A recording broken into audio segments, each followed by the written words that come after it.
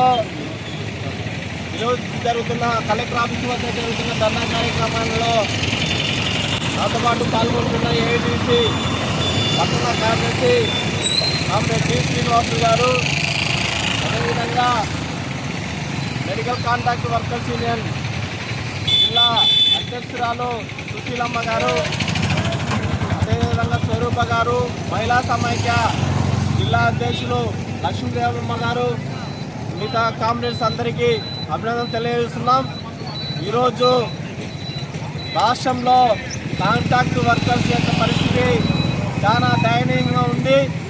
ఏ ప్రభుత్వం వస్తే ఆ ప్రభుత్వం కాంట్రాక్టర్లు మార్చిన కాంట్రాక్టర్లు పెండింగ్ జీతాలు ఇవ్వకపోవడం, పిఎఫ్ఈఎస్ఐ జమ చేయకపోవడం ఇలాంటివి చేస్తున్న ప్రభుత్వం ఎలాంటి చర్యలు తీసుకోవడం లేదు.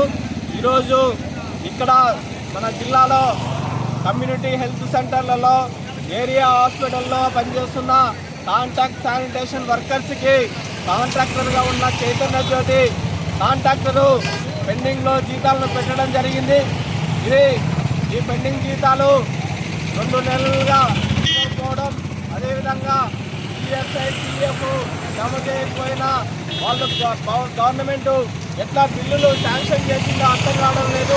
వాళ్ళకు మాత్రం బిల్లులు శాంక్షన్ చేసి కార్మికుల జీతాలు మాత్రం పెండింగ్ పెట్టడం చాలా దారుణమని ఈ సందర్భంగా చైతన్య జ్యోతి సంస్థపై కాంట్రాక్టర్పై చర్య తీసుకొని కార్మికులకు రావాల్సిన 2 నెలల బకాయిలు, అదేవిధంగా పిఎఫ్ ఈఎస్ఐ 3 సంవత్సరాలుగా పెండింగ్ పెట్టారు, అవి జమ చేయాలని చెప్పేసి ఏఐటీసీగా